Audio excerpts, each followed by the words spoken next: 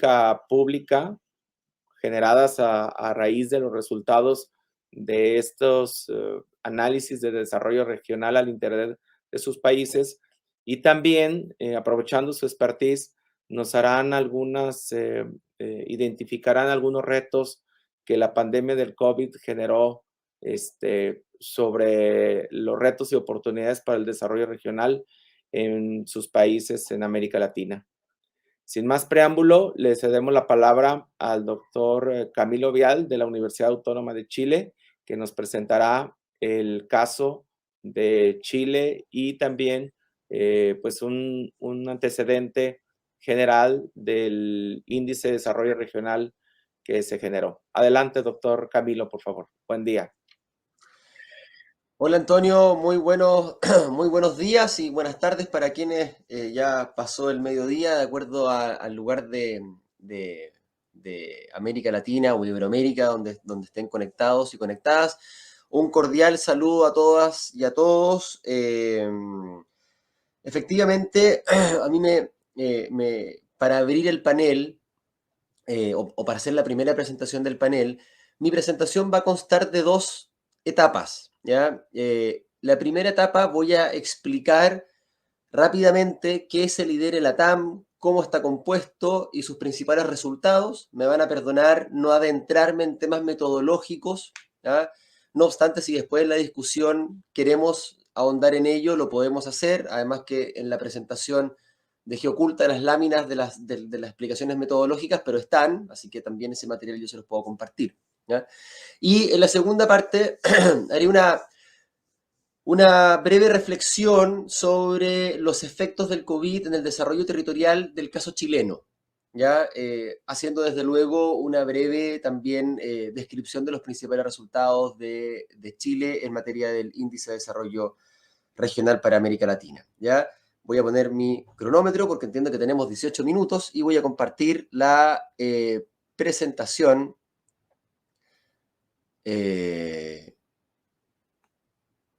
Compartir.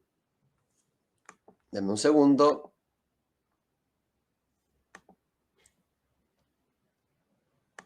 Ya, entiendo que todos están viendo lo que estoy proyectando, ¿no?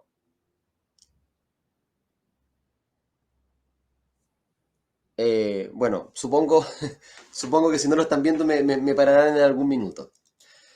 A ver, primero que todo, ¿qué es el índice de desarrollo regional para América Latina? Ya aquí insisto, la primera parte va a ser rápidamente los principales conceptos, resultados y algo de agenda, ¿ya? A ver, como antecedentes tenemos que en los años 2016, 2017 en adelante, en la Universidad Autónoma de Chile comenzamos a calcular el índice de desarrollo regional solo pensando en Chile. En ese entonces Chile tenía 15 regiones, ahora son 16, y lo que hicimos fue analizar desde una perspectiva multidimensional cuál era el estadio de desarrollo de las regiones de Chile, ¿ya? Posteriormente, gracias a una estancia de investigación y a una mancomunión de líneas de investigación con el doctor Adrián Rodríguez Miranda de la Universidad de la República del Uruguay, quien va a hablar más adelante en este mismo panel, diseñamos esta experiencia piloto que aparece acá a mano derecha, que es el Índice de Desarrollo Regional Chile-Uruguay. ¿Por qué? Básicamente porque vimos y constatamos que América Latina es un subcontinente altamente con importantes desequilibrios, altamente estudiado desde la perspectiva socioeconómica, pero no tanto de manera sistemática desde la perspectiva territorial, ¿ya? Territorial subnacional. Vimos que habían varios fenómenos, procesos y desarrollos que tenían ciertos niveles de similitud en distintas partes de América Latina, mientras que otros procesos, otros fenómenos y otros desarrollos seguían caminos distintos, por las razones que fuera. Y nos pareció interesante desarrollar esta primera versión del Índice de Desarrollo Regional Chile-Uruguay a modo de piloto con una perspectiva latinoamericana. Dijimos, partamos por dos países pequeños. Chile son 18 millones de personas, Uruguay son alrededor de 4 millones de personas, de estados unitarios, con sistemas de estadística oficial razonablemente robustas y razonablemente comparables. ¿Ya? Estado unitario, altamente centralizado, entonces en el Sistema Nacional de Estadística era fácil encontrar la información que estábamos buscando, etcétera, etcétera.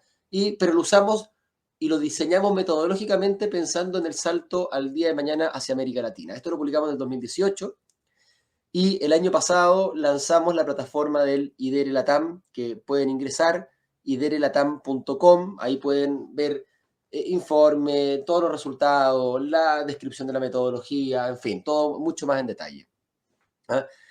Aquí los responsables son básicamente la Universidad Autónoma de Chile y la Universidad de la República del Uruguay, las dos instituciones, a través de sus departamentos o institutos correspondientes, son las que han liderado y coordinado este índice de desarrollo regional de alcance latinoamericano, donde han participado, ahí está, donde han participado distintas instituciones representando a los países que hasta ahora son parte del estudio, ¿ya? Investigadoras e investigadores de centros de estudio o de universidades altamente reputados en sus países de origen son parte del equipo de investigación que ha estado detrás de la construcción de este índice de desarrollo regional para América Latina. Estos son el Centro de Análisis y Difusión de la Economía Paraguaya, CADEP, para el caso paraguayo, la Fundación Getúlio Vargas, en el caso de Brasil, la Fundación Salvadoreña para el Desarrollo Económico y Social, FUSADES, de El Salvador, la Universidad de Guadalajara para el caso de México, la Universidad de los Andes en el caso de Colombia y la Universidad Tecnológica Nacional en su facultad regional de Buenos Aires para el caso de Argentina, además de contar con el apoyo de la Red Iberoamericana de Estudios del Desarrollo, que reúne a cientos de investigadores e investigadoras de distintas áreas de la ciencia, geografía, economía, politología, sociología, en fin, pero que los convoca en materias de desarrollo territorial, ¿eh? De estudios del desarrollo, perdón. El concepto es simple para quienes conocen el índice de desarrollo humano. El IDERE Latam tiene una estructura de características similares, de hecho está altamente influenciado por el IDH, ¿ya?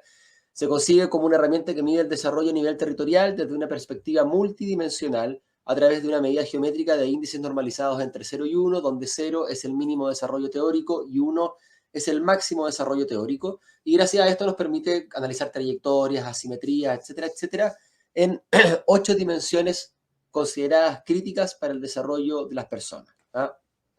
Este es un número que va entre 0 y 1, de igual manera que el índice de desarrollo humano y con metodologías de cálculo muy similares, ¿ah? Una estructura metodológica muy similar, con la diferencia que cuando no tenemos que medir a todos los países del mundo, sino que nos enfocamos sobre todo en una región y con un set de indicadores que razonablemente está presente en todos esos territorios subnacionales de los países a los cuales seleccionamos, nos permitía poder tener un abanico de indicadores mucho más amplio, categorizado en estas 8 dimensiones: educación, salud, bienestar y cohesión, actividad económica, instituciones, género, seguridad y medio ambiente.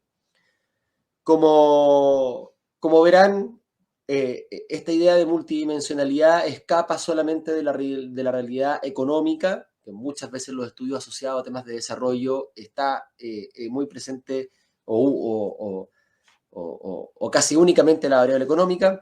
También cuando las perspectivas alternativas a eso muchas veces se sientan en la sostenibilidad y el medio ambiente o en las clásicas políticas sociales de educación y salud. Como ustedes pueden ver aquí, hay un panorama amplio, ¿ya?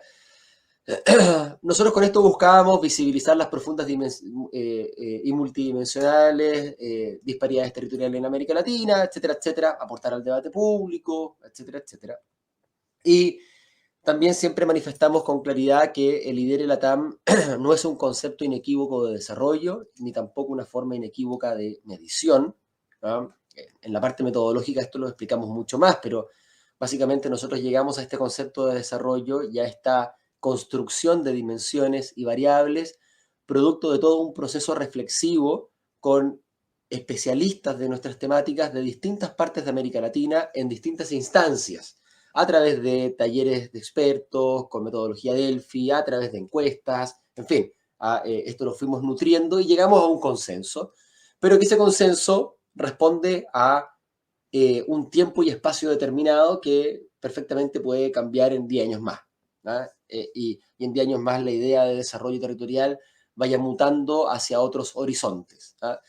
Entonces, esto no es un concepto inequívoco, es una aproximación, como todas las construcciones de índices no son perfectas, ni mucho menos, ¿ya?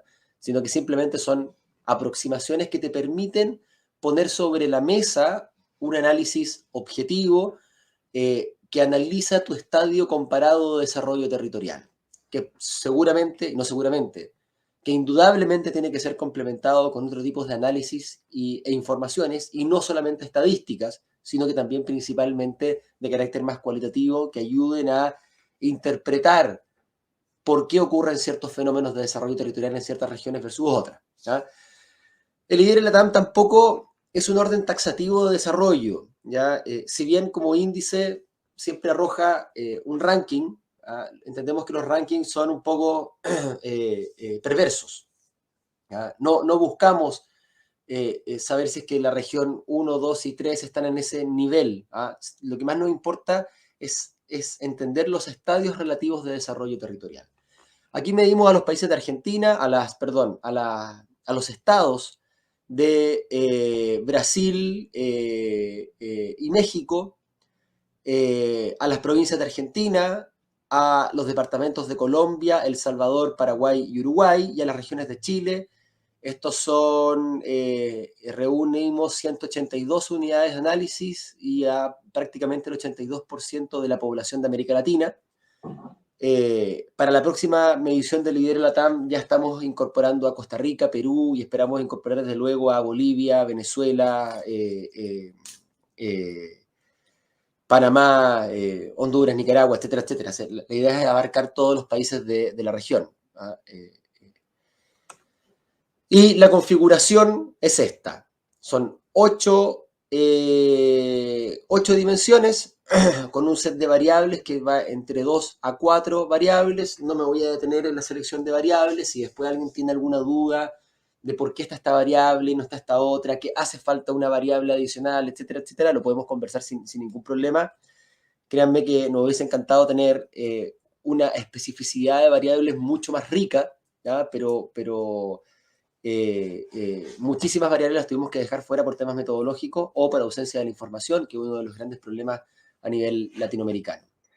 Y a nivel de grandes resultados, podemos ver que hay una notoria heterogeneidad en el desarrollo regional en América Latina. Este mapa, que es como más nos gusta mostrar los resultados, nos permite ver los colores más oscuros es donde hay mayores niveles de desarrollo y los colores más claros es donde hay menores niveles de desarrollo. ¿Ya?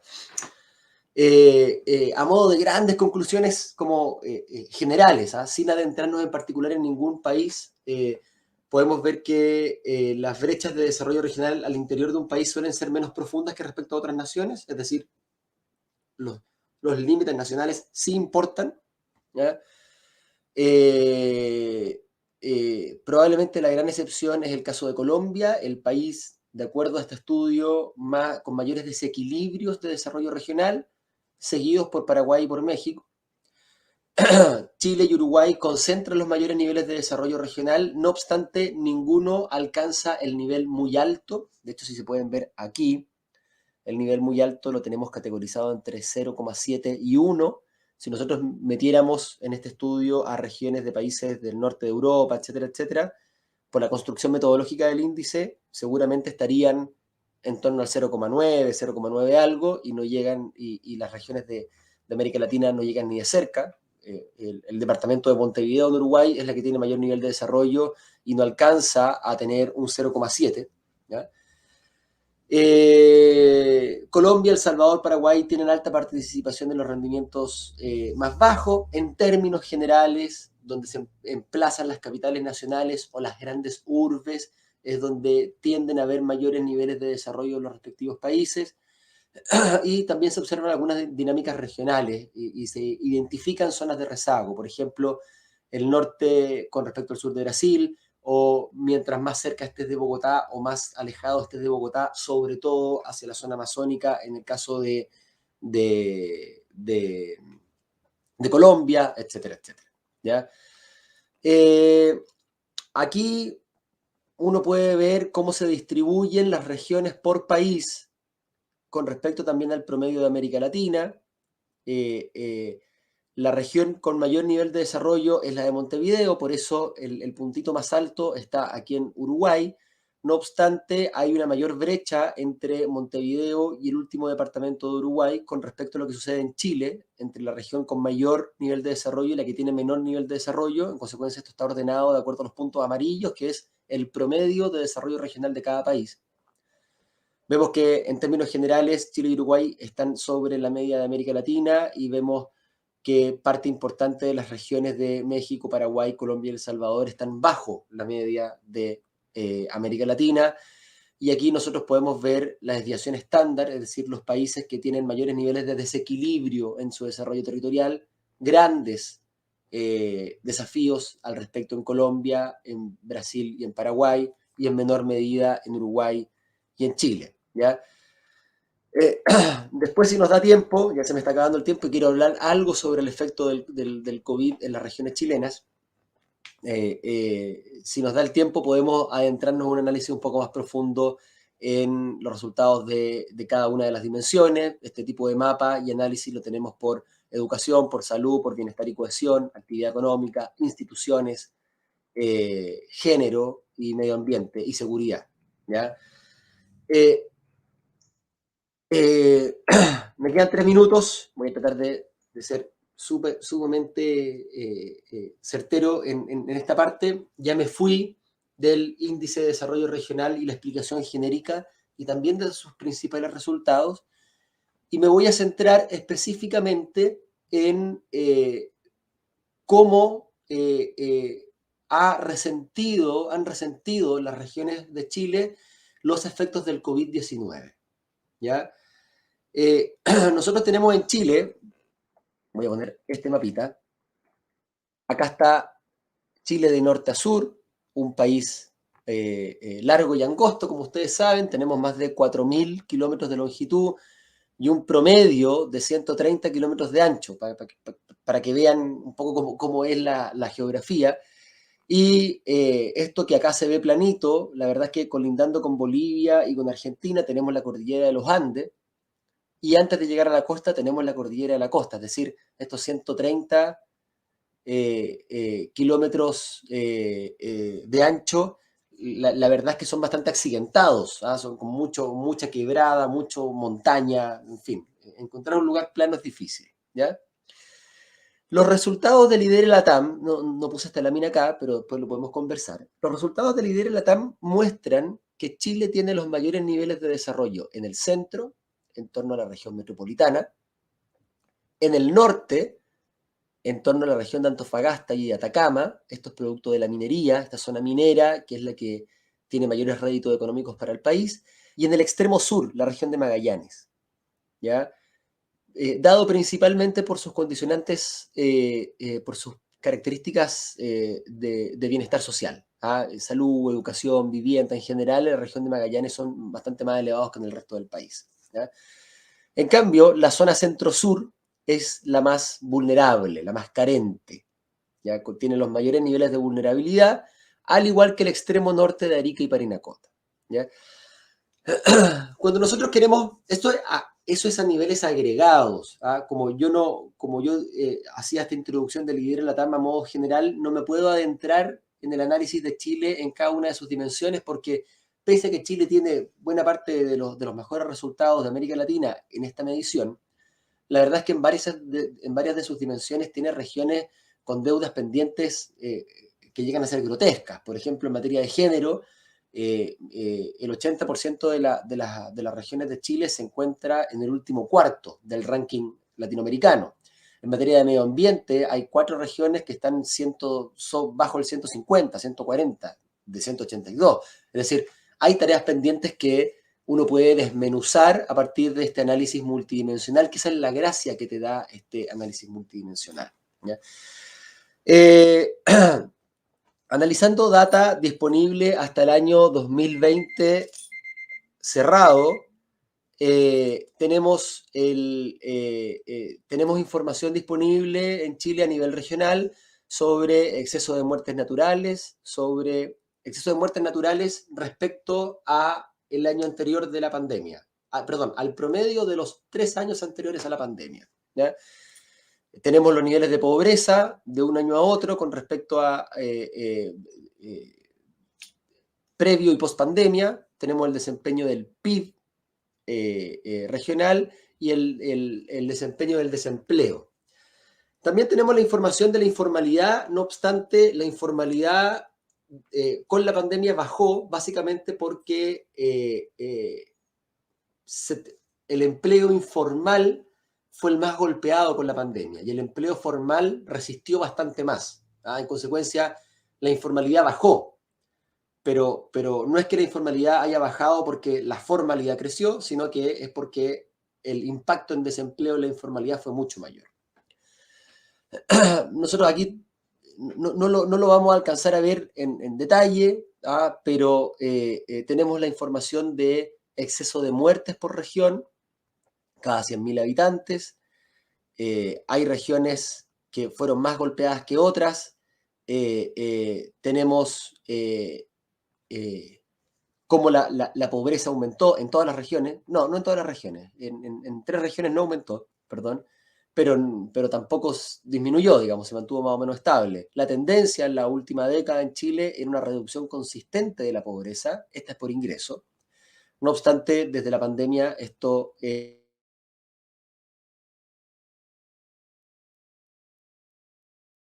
todas las regiones del país fue a la baja, ¿ya? Los efectos sobre la economía fueron tremendos en todas partes del mundo. Y la variación del desempleo del trimestre mayo, junio, julio del 2019 con respecto al 2020 también tuvo efectos importantes, aunque ahora ya el empleo prácticamente se recuperó en Chile, ¿ya? Lo que hice fue un ejercicio de pasar estos datos a una normalización entre 0 y 1, que es básicamente lo que hacemos en el IDER en la TAM, y pudimos identificar regiones más golpeadas y menos golpeadas por el COVID con respecto a las 4 variables que les comenté anteriormente, ¿eh? Y lo que es curioso, y con esto cierro, lo que es curioso es que de entrada en lo personal se me caen algunas hipótesis de entrada, digamos, ¿ah? En un comienzo yo pensaba que las regiones con mayores niveles de rezago en Chile probablemente iban a resentir más el efecto de la pandemia. Y la verdad es que de las 4 regiones menos golpeadas por la pandemia, 3 son las regiones de mayor nivel de rezago. Me imaginaba también que las zonas metropolitanas o con alta densidad poblacional iban también a estar más golpeadas por efectos de la pandemia, por temas de hacinamiento, que las tasas de contagio son mayores, que las mayores dificultades por parte de los servicios de salud para poder atender, etcétera, etcétera, ¿ya? Y la realidad nos muestra que no es tan clara esa hipótesis, ¿eh?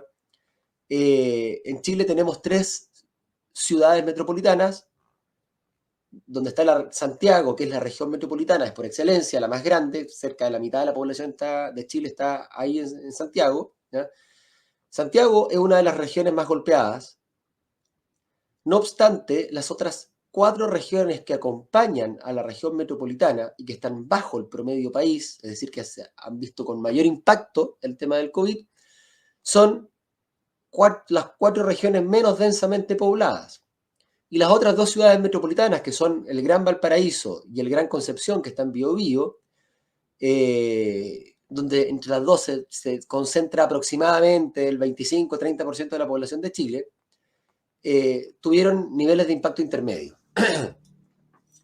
Aquí hay distintas interpretaciones que uno pueda sacar, pero creo que las prefiero dejar para la zona de reflexión. Solamente aquí plantear que algunas hipótesis iniciales que yo esperaba no las pudimos contrastar.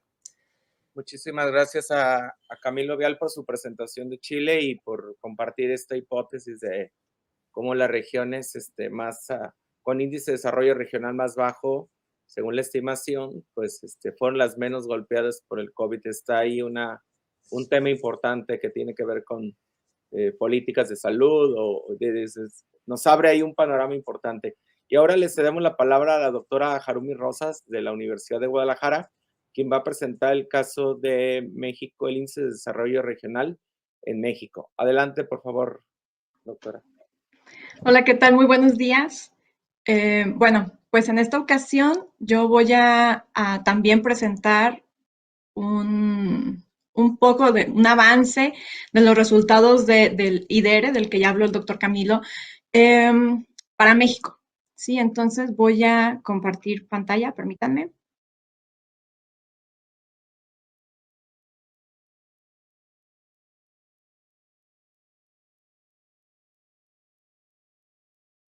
Ok, creo que ahí ya se puede ver. Entonces, bueno, la estimación del lidere de este proyecto de que ya nos habló Camilo, pues lo trabajamos el doctor Antonio Sánchez y yo. Y bueno, nada más para poder dar un poquito de contexto, para el año 2020 México tenía una población de 126 millones.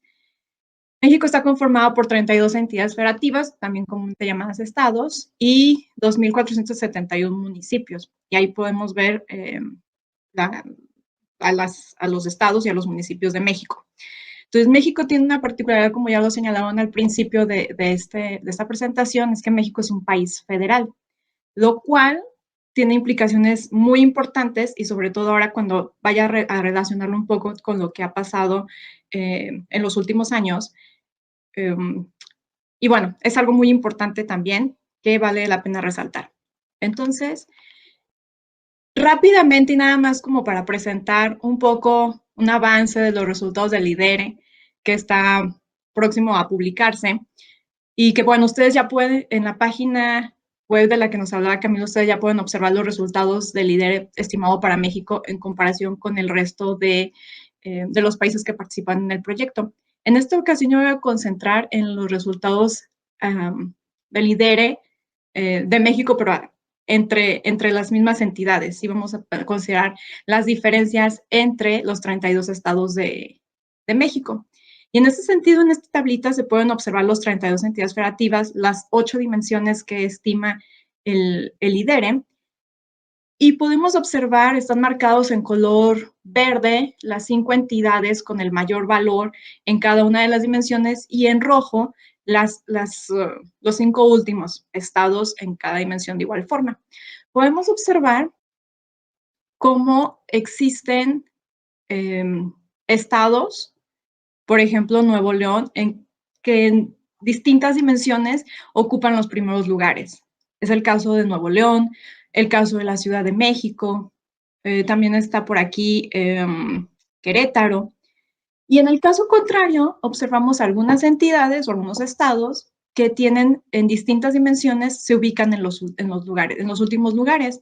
Tal es el caso, por ejemplo, de Chiapas o Guerrero. Por aquí también debe estar Oaxaca. Entonces, estas diferencias, pues al momento de estimar el lidere y de rankearlo, observamos, por ejemplo, que la Ciudad de México, Nuevo León y Querétaro son entidades con un lidere alto. En el caso opuesto, Guerrero, Oaxaca y Zacatecas se encuentran tienen un lidere bajo. Cuando nosotros, esto es de forma interna, pero cuando nosotros comparamos los resultados con otros países, los resultados de México lo ubican en el ranking como medio, ¿sí? Estas entidades que nosotros aquí ubicamos con el lidere alto, ya en comparación con otras entidades, ya se ubican ya en un esquema medio alto.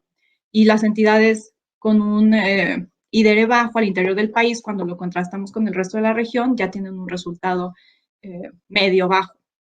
Entonces, esto es importante porque cuando nosotros observamos los resultados del IDERE, observamos que hay brechas importantes en las dimensiones de bienestar, seguridad, instituciones y medio ambiente, lo que nos lleva a reflexionar las desigualdades, las brechas existentes entre las distintas entidades del país sobre aspectos como pobreza, desigualdad en materia de seguridad pública, que es un problema muy importante en nuestro país, el problema de la corrupción o incluso la gestión ambiental. En esta ocasión yo me voy a concentrar en uno de los resultados del IDERE, que es cómo visibiliza las diferencias y las brechas en materia de pobreza y de desigualdad. Para poder dar un poquito y observar cómo el COVID de alguna forma ha generado también o ha contribuido a estas brechas, que nosotros ya lo observábamos en la estimación del IDERE mucho antes de COVID, pero ahora con COVID nos lleva a replantearlos y generar como estas hipótesis en la idea de se incrementa la desigualdad o se reducen estas brechas, ¿no? Entonces, cuando nosotros observamos los casos de COVID acumulados por entidad federativa por cada 1,000 habitantes en México, en cada una de las entidades, observamos que, por ejemplo, Chiapas tiene el menor número de casos por COVID acumulados y en el caso del IDERE se encuentra en un ranking medio-bajo. En el caso totalmente opuesto, la Ciudad de México, mayor población, también mayor número de casos COVID, pues se encuentra en el ranking del IDERE en alto. Entonces observamos cómo estas regiones, o estas entidades, perdón, que se encuentran con casos COVID menores, con menor número de casos, contra otras, pues se encuentran en bajo o medio bajo en términos de IDERE. Y entonces, cuando nosotros empezamos a observar ya algunas otras variables relacionadas con pobreza y con desigualdad, entonces observamos algunos casos importantes e interesantes que han sido resultados de un trabajo que ha realizado el Coneval aquí en México, que es el Consejo Nacional de Evaluación de la Política de Desarrollo Social, que se encarga de la medición de la pobreza y de la evaluación de la política social federal. Y entonces, en ese sentido, nosotros empezamos a observar ya algunos resultados que es importante empezar a analizar porque pues nos lleva a que son problemas que se tienen que atender. Entonces, en ese sentido, para poder dar también un poquito más de contexto, y como lo señalaba al inicio, México es un país federal. Entonces, esto ha tenido implicaciones importantes en cuanto a la atención de la pandemia de COVID. De entrada, les comento que un elemento importante en México fue al inicio del año 2020, cambiamos del esquema. Antes nosotros teníamos en México el Seguro Popular, que proporcionaba este servicio a la población, y después, en el año 2020, justo al inicio del año, el esquema se transforma y ahora es el INSABI, como se le conoce, y implicó una reestructuración, implicó cambios muy importantes que de alguna forma también pues tuvieron un efecto en la atención de la pandemia por COVID. Como les señalaba, dada la diferencia y dado que somos un país federal, pues cada entidad federativa pues tiene su propio esquema. En este caso, en materia de infraestructura, la infraestructura de salud para la atención de COVID es diferente en cada estado, lo que de alguna forma también influye en la atención. Entonces, otro elemento importante y que ocurrió también durante el año 2020 e incluso 2021, algunas entidades federativas solicitaron deuda pública para poder atender de mejor manera todo lo que se necesitaba durante la pandemia por COVID. Entonces, eso no ocurrió en todas las entidades. Cada estado decidió cómo manejar este aspecto, y entonces eso implica que algunos estados solicitaron deuda ya sea para infraestructura, para programas o para otro tipo de elementos relacionados con la atención de la pandemia, lo que también crea una atención desigual. Como les señalo, también es importante que a pesar de que nosotros estamos y que se recibieron instrucciones desde la federación y que, por ejemplo, en México se declaró la emergencia sanitaria el 30 de marzo, eso implicó que la federación dio las instrucciones generales, pero cada entidad federativa o cada estado tomó sus propias decisiones. Tal es así que hubo diferencias muy importantes relacionadas particularmente con la toma de decisiones. Entonces, por ejemplo, el inicio del aislamiento social, en el caso de Jalisco, que es la entidad donde se ubica la Universidad de Guadalajara, nosotros iniciamos antes, bajo una estrategia distinta. Nosotros en el estado se comenzó este aislamiento social días antes de que otros estados. De igual forma, los sistemas de detección de casos también fueron distintos, porque cada entidad federativa de alguna forma estructuró sus sistemas y se reportaba la información a la federación, obviamente, y la federación tiene su esquema de sistema de monitoreo, lo que normalmente aquí se le conoce como el semáforo, pero en su momento algunas entidades, en esta idea del reportar las cifras a la federación, pues también había problemas de comunicación, entonces en algún momento algunas entidades pues dijeron, nosotros tenemos unas cifras que son distintas y nosotros consideramos que la situación es esta en nuestra entidad, y entonces empezaron a tomar decisiones distintas, incluso no solo en los sistemas de detección de los casos, sino en los sistemas de monitoreo. De igual forma, en materia de apoyo de todos estos programas que se tenían que generar para apoyar a la población, tanto de forma social como en la parte económica, pues fueron distintos. No solo distintos en los esquemas o en el tipo de apoyo, sino en el presupuesto disponible para cada uno de estos programas. Entonces, el Coneval señaló que entre marzo y agosto del año 2020 había alrededor de 667 programas y acciones estatales, pero este número varía entre las distintas entidades. De igual forma, la idea de la reactivación económica y de cómo llevar a cabo la reactivación económica fue distinto en cada entidad. También algo que fue distinto entre los estados fue la reactivación de las actividades económicas, y ese ha sido un tema que ha sido muy, muy discutido y que fue también en su momento muy discutido porque pues no solo se tomaron decisiones por cada estado, sino que también entre los distintos niveles de educación. Entonces, el regreso paulatino, algunas entidades regresaron antes, de qué forma regresar a clases. Entonces, todas estas decisiones fueron distintas entre los distintos estados de nuestro país, lo que nos lleva entonces a entender, bueno, ¿qué pasa con esas diferencias, con esas brechas que el lidere ya nos decía? Y ahora, ¿qué podemos encontrar? Al menos con la información que por el momento tenemos disponible. El Coneval también presenta el coeficiente de Gini por entidad federativa del 2018 y del 2020, y entonces se empiezan a observar algunas diferencias. En rojo ustedes pueden ver las entidades federativas que en el lidere se encuentran en las últimas posiciones, y en verde a los primeros.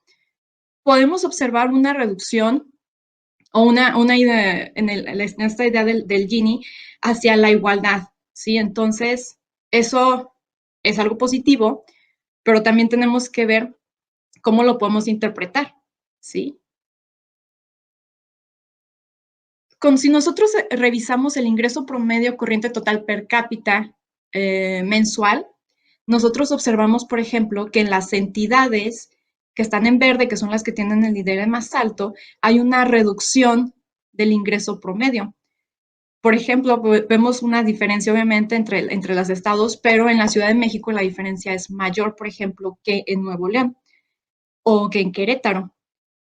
También, por ejemplo, en el caso opuesto, en rojo, las entidades que tienen un IDR que se encuentran en los rankings más bajos del IDR, podemos observar, por ejemplo, en el caso de Zacatecas, que hay un incremento en el ingreso, de igual forma en Oaxaca, y en Guerrero la diferencia es muy, muy baja. En el caso, por ejemplo, de Chiapas, que es un estado también que tiene altos porcentajes de pobreza, podemos observar un incremento en el ingreso, y en Jalisco podemos observar una reducción. Jalisco se encuentra en el esquema intermedio. Podemos ver una reducción en el ingreso. Entonces, podemos ya observar unas diferencias entre aquellas entidades que se encuentran en el IDR más alto versus aquellas que se encuentran en el ranking más bajo. Cuando nosotros comparamos los datos de pobreza que estimó Coneval entre 2010 para 2018 y para el 2020, de igual forma resalto estas entidades, los extremos, y en el caso de Jalisco y de Chiapas, más intermedios. Entonces, observamos en las entidades como Guerrero, Oaxaca o Zacatecas, con el IDR más bajo, hay una reducción de la población en situación de pobreza.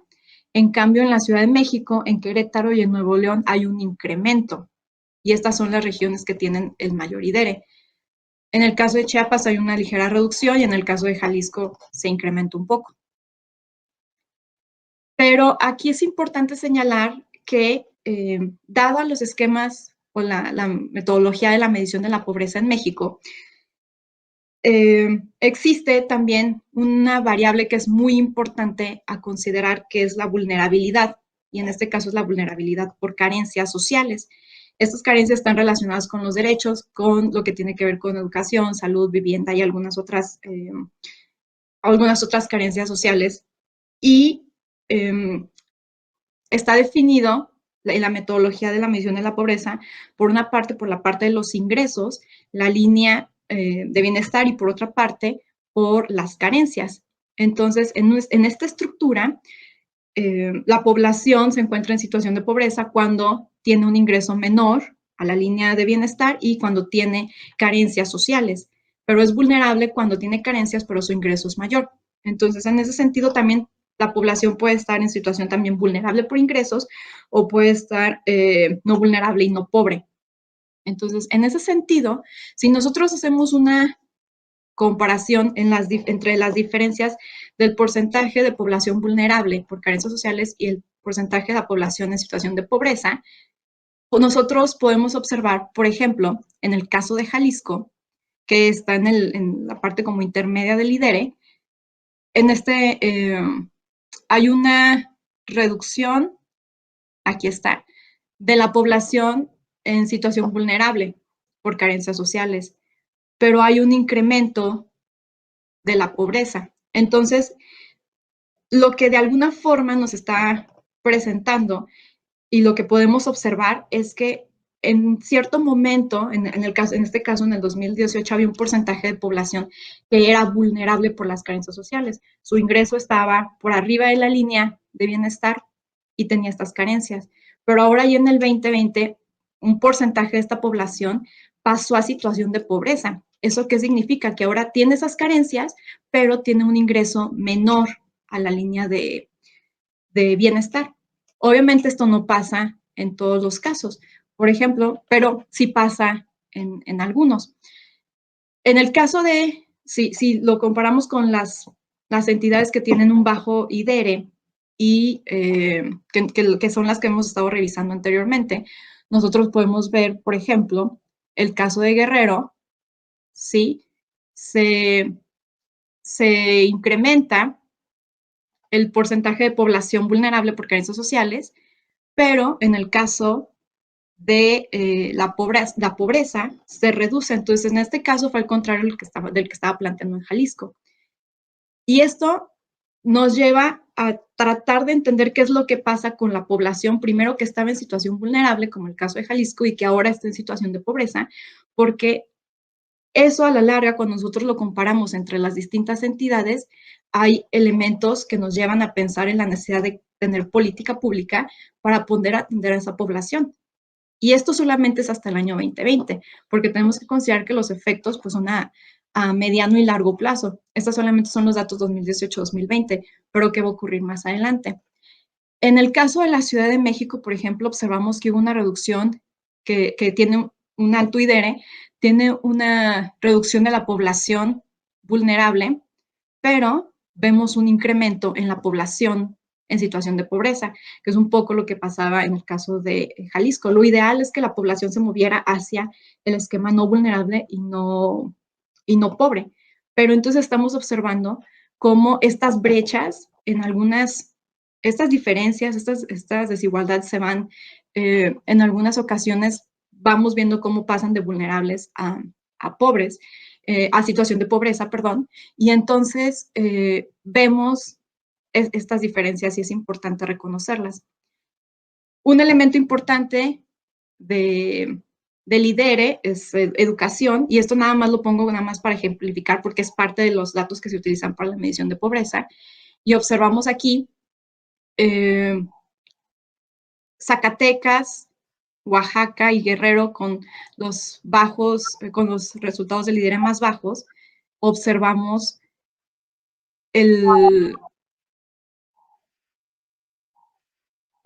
entonces que el porcentaje de población que no asiste a la escuela en el rango de 3 años y 21 años se incrementa. Entonces esto, cuando se estime, que yo escuché que, como señala Camilo, va a existir una segunda edición más adelante del IDERE, vamos a empezar a ver todos estos resultados. Por ejemplo, en educación tenemos estas entidades con un incremento del porcentaje de la población que no asiste a la escuela. Pero esto no solamente está pasando en las entidades con bajo IDERE, o en los últimos lugares del IDERE, sino también en los altos. Por ejemplo, Nuevo León se incrementa el porcentaje de población, lo mismo en Querétaro y un poco en la Ciudad de México. Entonces, ya para terminar, y en esta idea de reflexiones finales, es que necesitamos también pensando en términos de política pública, mayor información sobre efectos económicos, sociales y ambientales de COVID.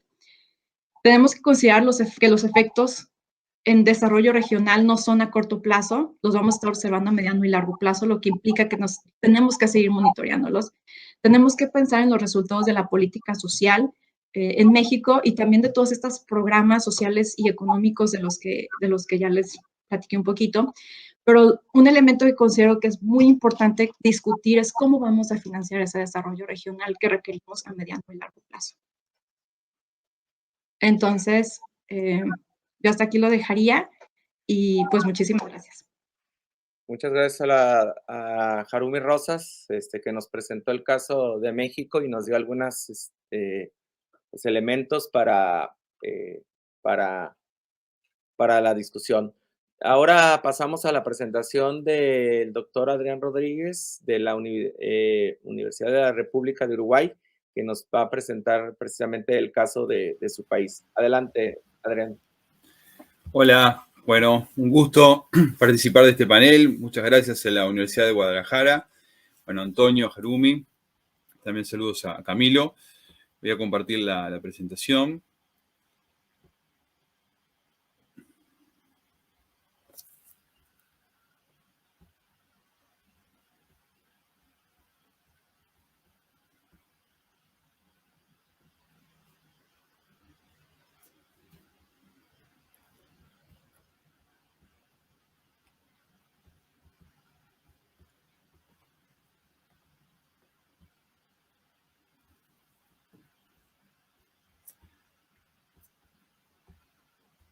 Ahora sí, creo que se está viendo. Bueno, si no se ve, me avisan. Muy bien, voy a poner un reloj cerca para tener un poco la idea del tiempo. Bueno, yo me voy a centrar un poco más en el tema de la pandemia y relacionarlo con lo que el IDERE nos aporta como información. Este es un poco el guión que tengo. Primero, una breve reflexión de entrada del mundo en el que vivíamos, ¿no? Es decir, hemos tenido un shock muy grande a partir de la pandemia, pero también hay que pensar en dónde estábamos. Y ese es un punto que el lidere nos ilustra bastante bien porque justamente es un cálculo antes de la pandemia. Después, bueno, el desarrollo regional medido por el lidere, donde ahí Camilo tuvo una introducción importante que ahorra mucho, y voy a ir directamente al caso de Uruguay. Después los impactos de la pandemia, también pensando en el caso del Uruguay y viendo qué nos podía decir el lidere en términos de esos impactos, o adelantarnos, alguna particularidad del caso uruguayo y cerrar con unas breves reflexiones hacia adelante en clave de cómo encarar el desarrollo territorial en el mundo post-pandemia. Primero que nada, plantear que este era el escenario antes de la pandemia, es decir, un escenario complejo a nivel global, a nivel planetario, donde los desequilibrios ambientales y los sociales se refuerzan. Esto es del informe del PNUD del 2020. O sea que en este cúmulo de crisis cae también la crisis de la pandemia y hace una sinergia o una sindemia con el resto de crisis. Y si miran esto, acá tenemos el índice de los Objetivos de Desarrollo Sostenible que se ha empezado a calcular. Ahí tienen los links de donde están los informes. Y acá, fíjense que América Latina, que es la línea amarilla, lo que nos muestra ahí es que América Latina ya en el 2015 y en el 2014 para el ODS erradicar la pobreza, y para el 2015 para el global, empieza a tener un estancamiento y obviamente del 2019 al 2020 una caída más fuerte, pero ya estábamos como continente pasando, digamos, a una fase de problemas antes de la pandemia. En el caso más concreto de Uruguay, que bueno, un poco como se adelantó y vamos a ver, en el lidere rankeamos bastante bien nuestras regiones, nuestros departamentos, aunque como también lo adelantaba Camilo, no hay ninguna región de todos los 8 países estudiados y por lo tanto de Uruguay que superen el valor de 0,7 en un indicador que va, digamos, hasta de 0 a 1, donde el 1 sería el máximo potencial de desarrollo. Pero aún en un país que en el contexto latinoamericano está bien situado, hay desafíos importantes. Y estos están marcados en algunas de las dimensiones del lidere. Por ejemplo, el tema de la informalidad en el trabajo, donde a nivel país es un 25%, pero eso sube a 30 y 45% en el norte del país y la periferia de la capital del país. Obviamente hay valores mucho más preocupantes en otras regiones de América Latina, pero son informalidades altas. También los años de educación formal, donde Montevideo aparece bastante bien, pero hay varios departamentos donde esos años formales de educación de la población en condiciones de trabajar cae bastante. La situación de las MIPYMES, y esto es un poco extendido en América Latina, digamos que es una población de empresas donde tienen dificultades para acceder al crédito, además tienen dificultades para lo que es la economía digital. O sea, la pandemia a un país como Uruguay, que en términos de conectividad y en términos de algunos indicadores internacionales al respecto no está tan mal. Sin embargo, cuando uno va a ver las MIPYMES, ni siquiera más de un tercio, digamos, estaba metido en este mundo de las ventas por internet, del software y de la economía digital. Y también las capacidades que las MIPYMES pueden tener para enfrentar estos desafíos y los nuevos protocolos y las nuevas innovaciones que hay que hacer, y que ahora la pandemia nos pone, acelera procesos que ya venían de innovación, también están bastante rezagadas con respecto a empresas más grandes. En cuanto al desarrollo regional medido por el lidere, acá tienen la página web que Camilo ya presentó, ahí pueden ver los resultados. Acá tenemos los 25 primeros regiones del lidere. Van a ver ahí que aparecen varias de Uruguay. Y las últimas 25. Esto ya lo contó Camilo. Voy a concentrarme acá, que es en el caso de Uruguay. Como vemos, Uruguay está en la parte alta del ranking del lidere LATAM en sus regiones, junto con Chile, con alguna región de Argentina también. Sin embargo, hay también una diferencia entre los propios departamentos. Es decir, el primer departamento que aparece en Uruguay rankeado y que es el primero del ranking LATAM es Montevideo, que es el departamento donde está la capital, con un 0,69 de lidere, mientras que el que está más abajo es Durazno con un 0,53. se observa a partir de estos datos una constatación de cuál ha sido el proceso histórico de desarrollo en el país, que básicamente ha generado una zona de desarrollo en el sur y en el suroeste, más en las últimas décadas, versus un menor desarrollo, un cierto rezago en el centro del país y sobre todo en el norte y noreste, que ya es como un rasgo estructural del país. Sin embargo, todos los departamentos de Uruguay están por encima del promedio del índice de lidere para Latam, que es 0,46. Bueno, ¿cuáles han sido los impactos de la pandemia? Bueno, los impactos de la pandemia han sido muy asimétricos, como era de esperar. Es decir, hay impactos muy desiguales. Acá no voy a estar hablando solamente de los impactos en términos sanitarios, sino en general, los económicos, los sociales. Eso es muy desigual porque afecta muy distinto según el tipo de empleo, el tipo de empresa, el sector productivo, y eso tiene expresiones diferentes en las regiones. También hay un impacto desigual según género, según jóvenes, según adultos mayores. Hay desigualdad en las oportunidades que genera el teletrabajo, es decir, eso para algunos territorios, para algunas poblaciones, para algunas empresas es una oportunidad, para otros es un motivo de exclusión. También están las fortalezas de los sistemas de protección social, el tema de la informalidad, los sistemas de salud, que eso también es muy distinto a nivel país y también es distinto a nivel de regiones, porque incluso uno puede tener cierta normativa nacional, pero cuando uno va a un territorio concreto, el sistema de salud, su fortaleza no está solamente en la legislación, sino está en si hay postas de salud, si hay servicios de emergencia, si hay médicos, si hay enfermeras, es decir, si hay equipamiento. También la propia desigualdad en el acceso a Internet marca bastantes divergencias y también las propias estructuras de las regiones, es decir, si son regiones más bien urbanas, grandes aglomeraciones, zonas rurales, etc. En cuanto a impactos económicos, acá 3 ejemplos de 3 departamentos. Este mapa refleja el lidere, la dimensión de actividad económica, es el componente, digamos, de actividad económica que mide el indicador que desarrollamos. Y acá tomo 3 departamentos, uno que es, bueno, en realidad es el área metropolitana, considerando Montevideo y parte de los departamentos de San José y Canelones que hacen parte del área metropolitana, que son zonas de alto y desarrollo y medio alto.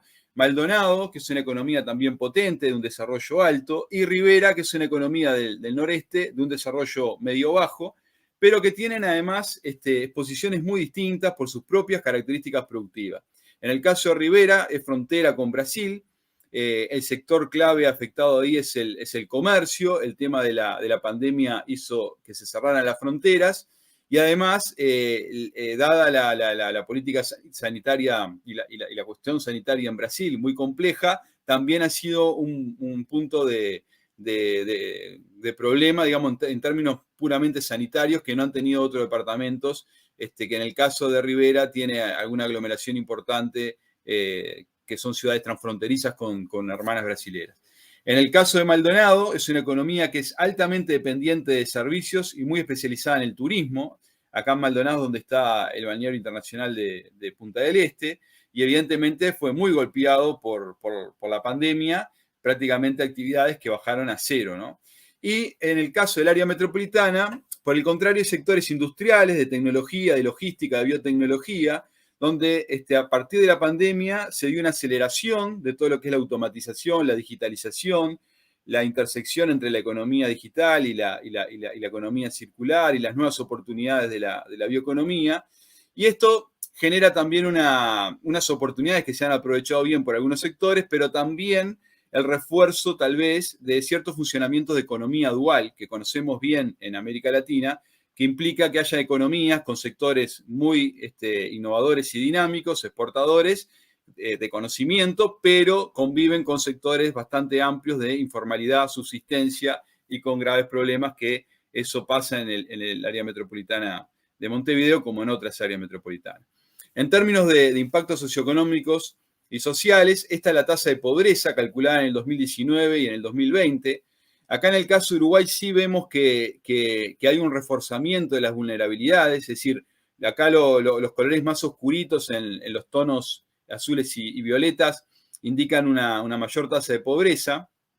Uruguay venía reduciendo a tasas históricas de baja en los últimos 15 años su tasa de pobreza. Ahora se da un aumento y aumenta sobre todo en la región del sur, del norte, del centro y del noroeste, mientras que el sur y el suroeste mantienen una posición mejor que se condice con las condiciones previas que el lidere mostraba de que son los territorios con mayores fortalezas. Si vemos la tasa de desempleo, acá pasa algo parecido a lo que mostraba Camilo, es decir, la tasa de desempleo aumenta.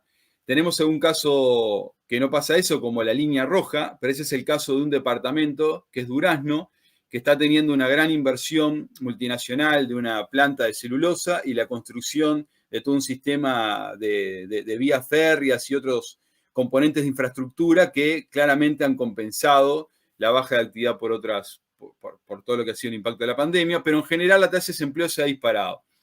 Y como ven acá, la informalidad en realidad no se ha disparado, sino que en general ha caído, o sea, del 2019 al 2020 hay una caída de la informalidad, y esto, mi hipótesis por atrás de esto, que tiene que ver con lo que Camilo señalaba, es que justamente este aumento del desempleo y esta afectación está siendo mucho mayor en todo lo que es el sector informal, que por lo tanto cae la informalidad porque desaparece de la población ocupada, es decir, los empleos que más se destruyen son los más vulnerables, los informales, y eso refuerza también esta idea de economías duales, donde hay economías con personas, con poblaciones, con territorios que pueden dar un salto y pueden sobrevivir a la pandemia y estar mejor preparados para lo que viene, y otros que quedan sumergidos y con grandes interrogantes de cómo van a seguir en el 2022, por ejemplo.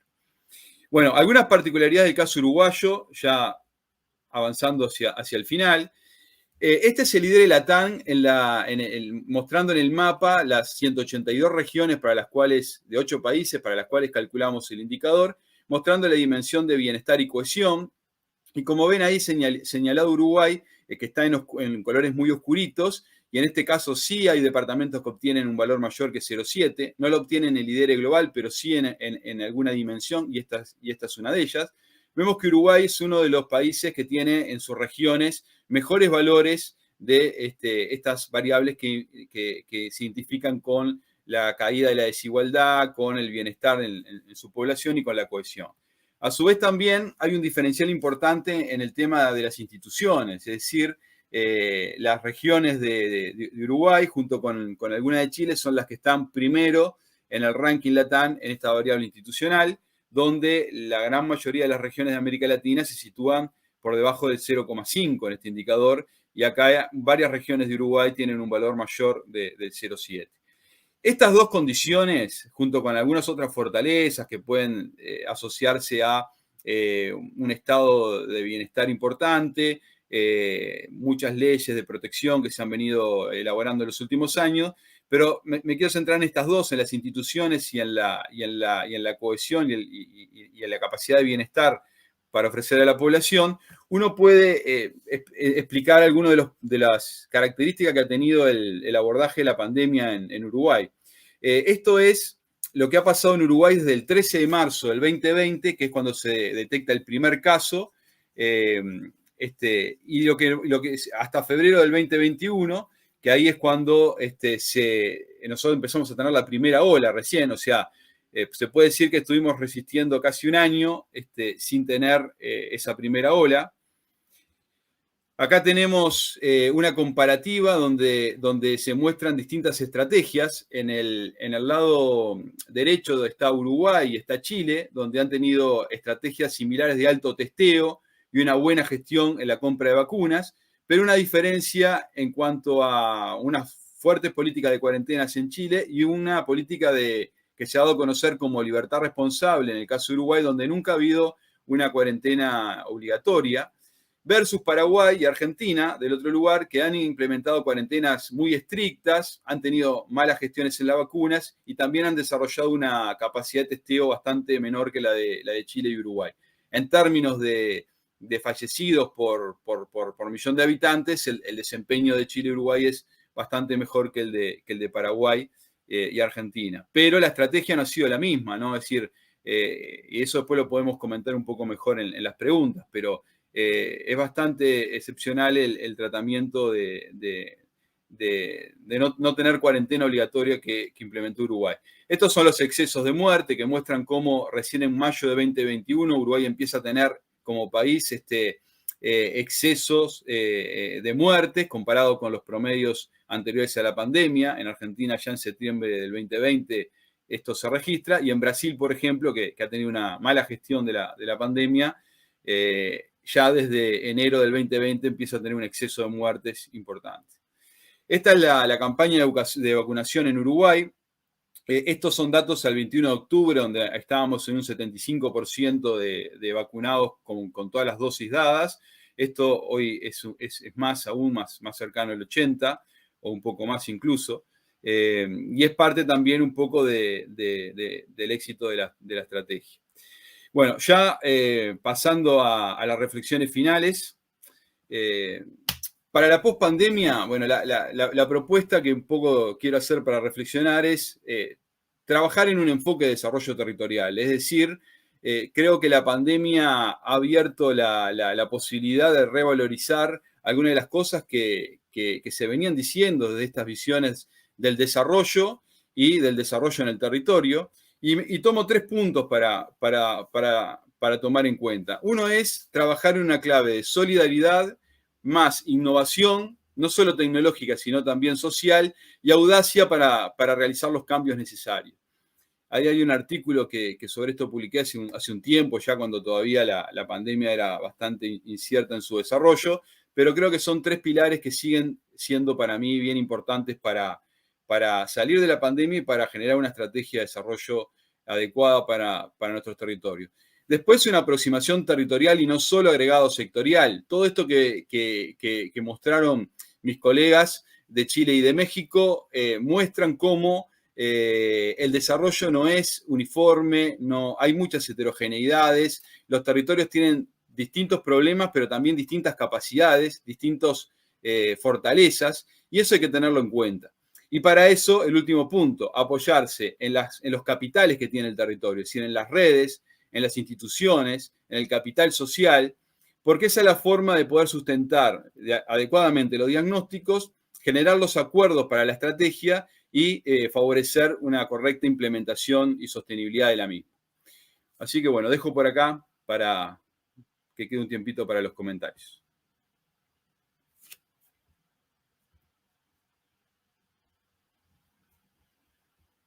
Adrián, te agradecemos mucho, Adrián, la presentación y tus aportaciones. Pues como comentaron aquí, Camilo nos presentó un escenario donde las regiones más atrasadas, según la estimación del IDERE, tenían menos impactos del COVID. Harumi nos presentó cómo en un estado federado la pobreza se había cambiado de población vulnerable a población pobre, ¿no? Que implica cambios en la política. Y Adrián, pues nos presenta un escenario, me llamó mucho la atención lo que habló de es decir, disminución de la informalidad, porque prácticamente se quedaron sin el empleo informal, ¿no? No quiere decir que ya no hay informalidad. Entonces eso nos habla y él nos comenta la importancia de la política territorial y no concentrarse solamente en la política sectorial, y esa es una de las aportaciones que está haciendo el Índice de Desarrollo Regional.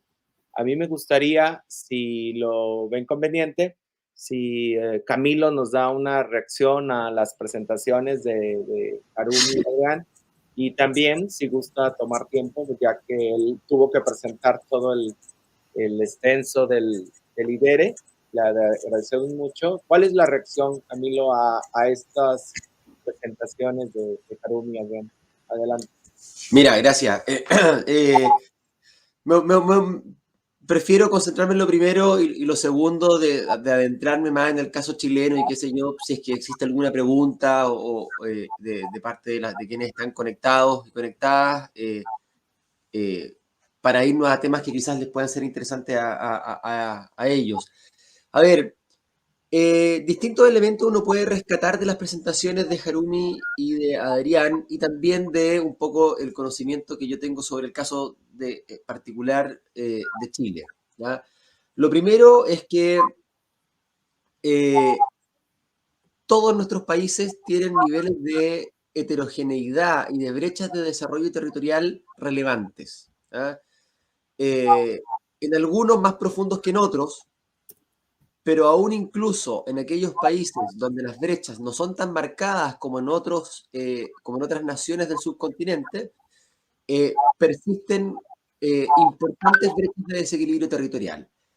Y, y uno cuando mira esto, saca una gran conclusión de que vaya que es importante estudiar los desequilibrios y desarrollar políticas públicas en torno a los desequilibrios, no solamente desde el punto de vista socioeconómico, que está largamente estudiado y está bien que así sea, digamos, sino que también desde una perspectiva territorial, diferenciada.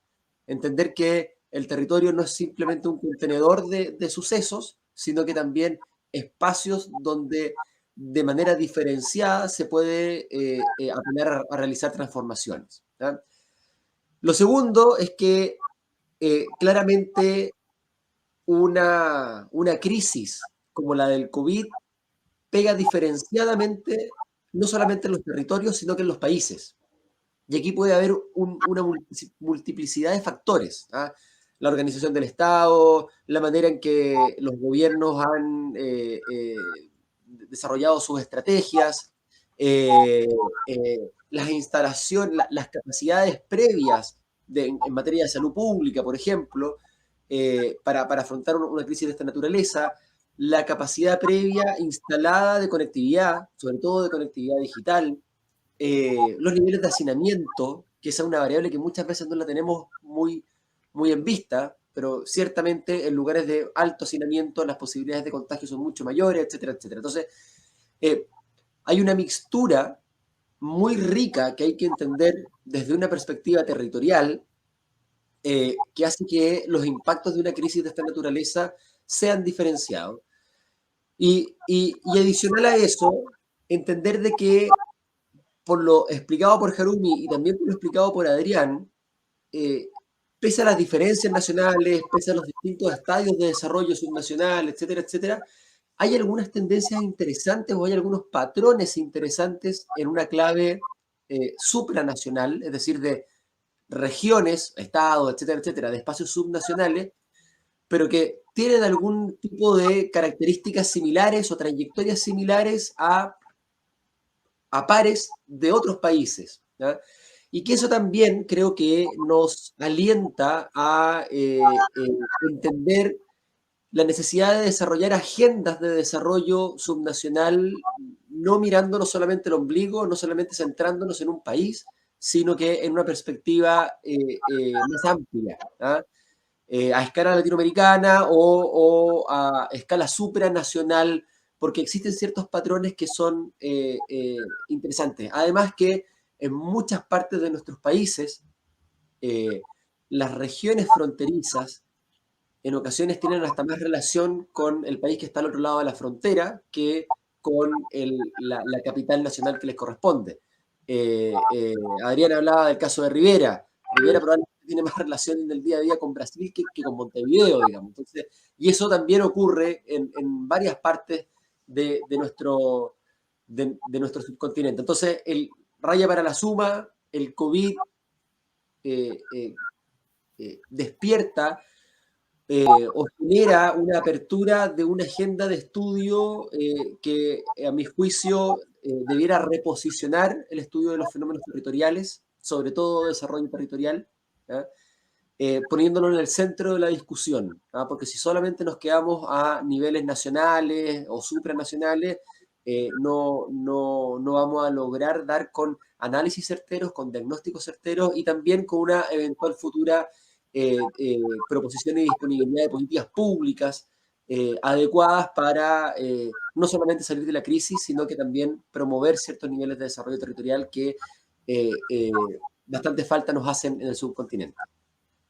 Pues muchísimas gracias, Camila. Una disculpa, Adrián y Harumi, nos informan que debemos terminar el panel. Bueno, gracias a la audiencia por atender este panel. Y bueno, les informamos que el 2 de diciembre se hará la presentación de un libro que ya presenta los 8 casos.